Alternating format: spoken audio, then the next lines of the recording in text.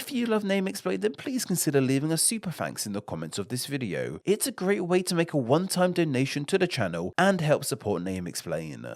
Everything has a name. From people to places to animals to abstract concepts, we use words to understand everything around us. But when I say everything has a name, I mean everything has a name. Even the words and structures of words we use every day have their own unique names. Language is full to the brim with interesting terminology that linguists love to fling around. From names for terms to words for words. These kinds of words, however, didn't come out of thin air. Like all language, they were human created. So today, we are going to be explaining the variety of words we use for other words. Most well known of these kinds of words for words have to be word classes. All words in our language fit into categories we call word classes. I'm sure you've heard of them. Word classes are one of the first things many of us are taught in school when coming to grips with language. What isn't as easily understood, however, is how many word classes there are exactly. Different sources fit words into different amounts of classes. They're normally seen as being the big 4 word classes and a selection of other word classes. For this video, we're going to be focusing on 9 of them. Though, what are those aforementioned big 4? They are the 4 of nouns,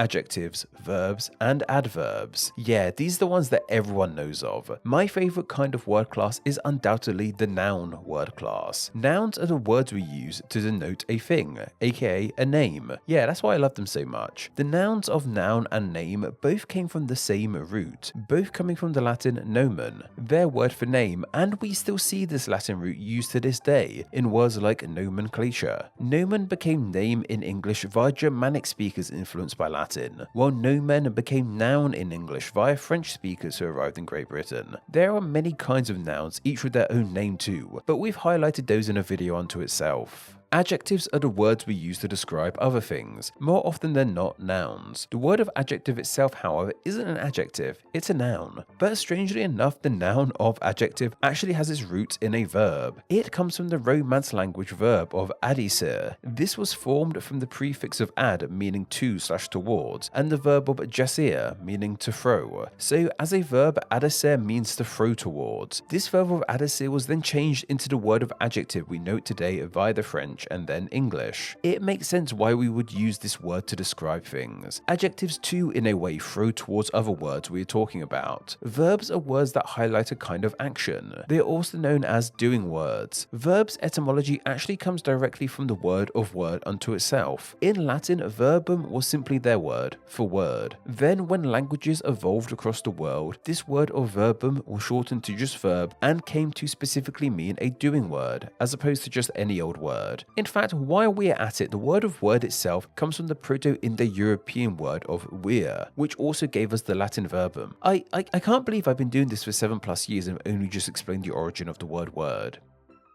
Anyway, the last of the big 4 are adverbs. These are a kind of hybrid of adjectives and verbs. They describe actions. Its etymology is also a hybrid of adjective and verb too, using the ad from adjective and the entirety of the word verb. These are the 4 most popular word classes, and knowing them can help you decipher most sentences. For example, we have the sentence of the hungry penguin quickly ate. You will know that hungry is the adjective, penguin is the noun, quickly is the adverb, and ate is the verb. There are, however, other word classes. The other 5 word classes we'll be focusing on today are determiners, prepositions, conjunctions, interjections, and pronouns. These are the word classes you aren't really taught from a young age, but you will be using them. Determiners are words that usually come before a noun and relate to how that noun is being used. For example, in the sentence, I need some money, some is the determiner, as it shows what the noun relates to. These words determine how the noun is being used, hence the name. It's simply a conversion of the verb determine.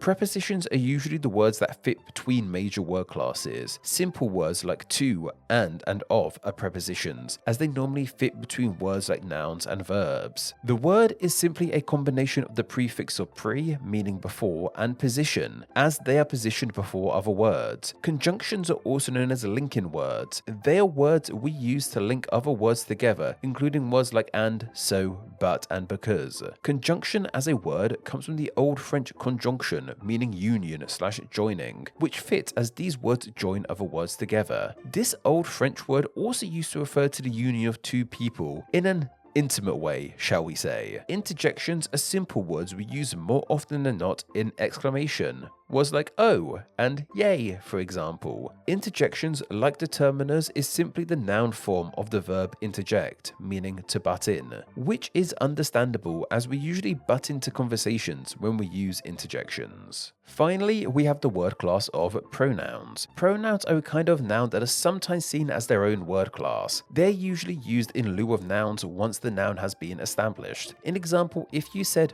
Billy is in the toilet to one of your friends, then another friend asks where Billy is, you could say they are in the toilet. In this example, they is the pronoun. Other pronouns include the likes of I, me, we, her, him, and so on. The word of pronoun once again uses the word noun in conjunction with the pro suffix, which in this instance means in place of, so pronouns are quite literally used in place of names. These are all the word classes we'll be highlighting, but as mentioned, other sources highlight other word classes. When we string all these different kinds of words together, we arrive at something called a sentence. Sentences are the key way in which we communicate. We very rarely use single words when talking.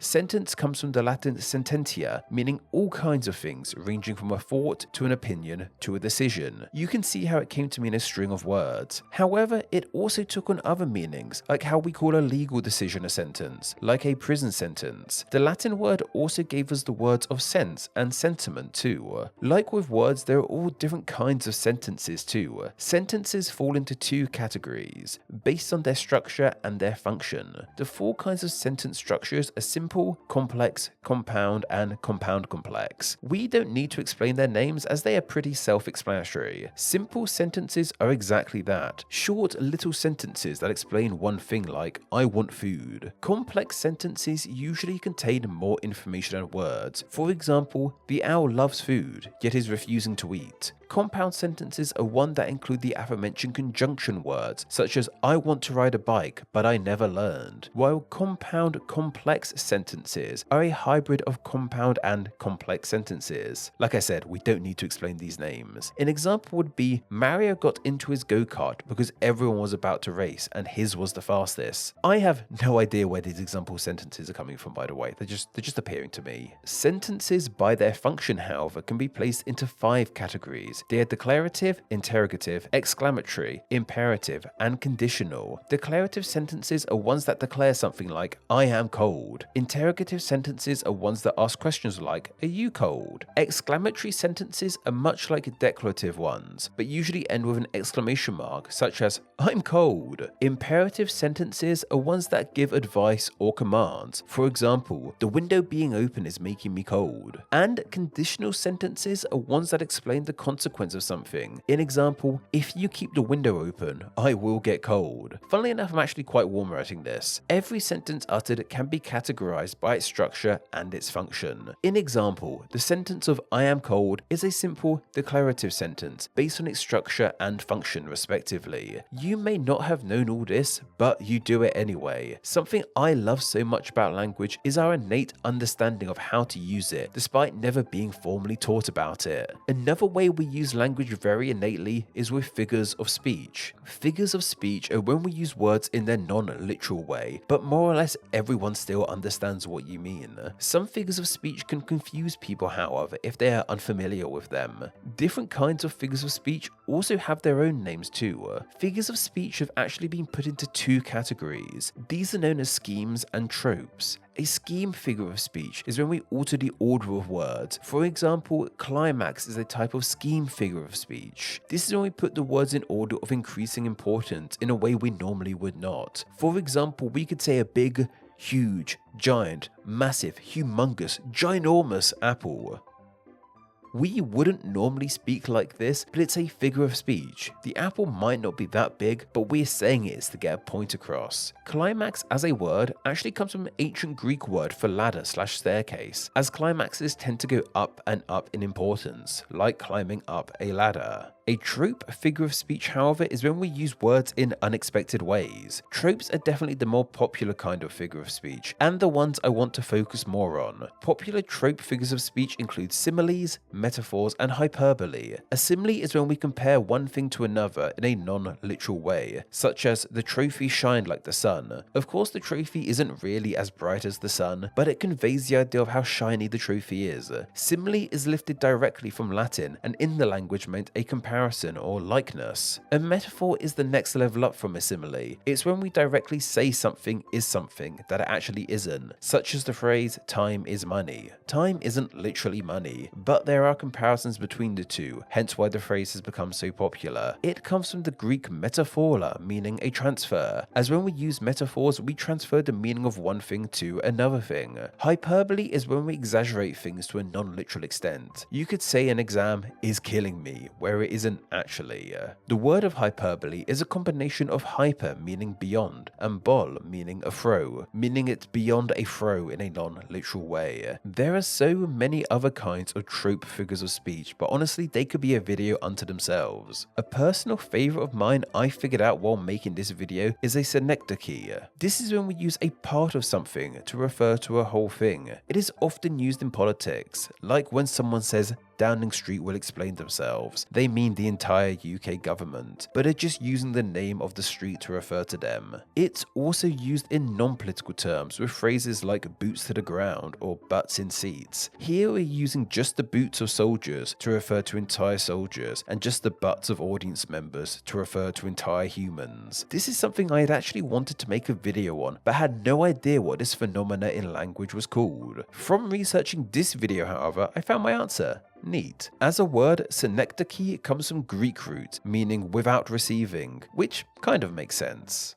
Even the parts of language that aren't complete sentences or words have names too. I'm referring to the various punctuation marks we use, especially when writing. Punctuation as a word comes from Latin meaning to mark points in writing, so its use makes sense here. The most common form of punctuation is probably the period, used to end a sentence. Period is a word used to mark an area of time, so it makes sense why we use it to mark a sentence. Here in the UK, we more often than not call them full stops, a name more to the point. You can also end a sentence, however, with a question mark or an exclamation mark. These names come from the fact these marks denote a question or exclamation. Though a more correct name for a question mark is an error-team, coming from the Greek word to ask a question.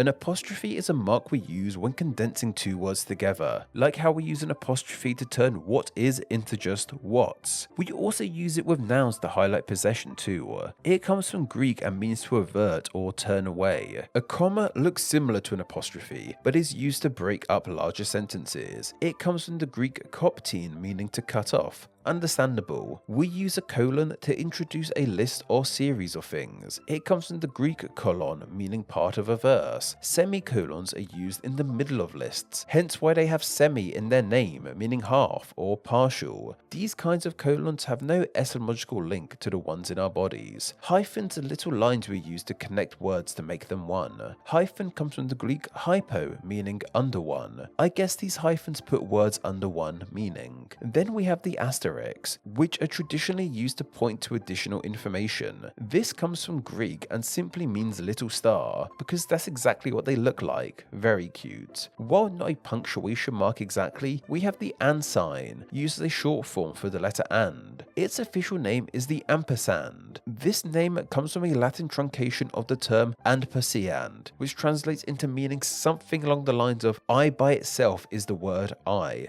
No idea what that means. Then we have this symbol, which has gone by a variety of names throughout history. Its official name is the number sign and is used to reflect numbers, though other names it has gone by include the pound sign, hex, octothorpe, hash, hash key, and more recently, the hashtag. This and its many names is a video matter for another time. Finally, to really get the point across that everything in language has its own name, I want to highlight that even specific elements of letters have their own names. Most noticeably, the dot above an I and a J has its own name. It's called a tittle, with this coming once again from Greek and meaning little horn. I guess this dot seems like a horn over this letter. There are so many words I wanted to also highlight. I found a whole glossary of linguistic terms and barely scraped the surface of them, but I'm sure you get the idea. Everything has a name, and there are even words for words. This video topic was suggested by KeenaCat over on my Patreon. Every Wednesday, I put up a video request post over on my Patreon for my awesome patrons to leave video ideas on. I then pick one of those ideas to be turned into a video the following Wednesday. So if you have a great idea for a Name Explain video and wish to enjoy Name Explain videos ad-free as well as get exclusive content and your name at the end of these videos, then why not support the channel on Patreon? It takes just $1 a month to help the channel in a huge way and gets you all of these amazing benefits. Visit patreon.com/nameexplain or click the link down below. Name Explain depends on viewers like yourself supporting the channel financially on Patreon, so a huge thank you to everyone who does. Donating just $1 a month helps the channel amazingly and gets you bonuses including ad-free videos, exclusive content, the power to request ideas to be made into actual Name Explain videos, and your name at the end of the video with all these awesome people. Visit patreon.com/nameexplain or click the link down below to find out how you too can support the channel. Thank you.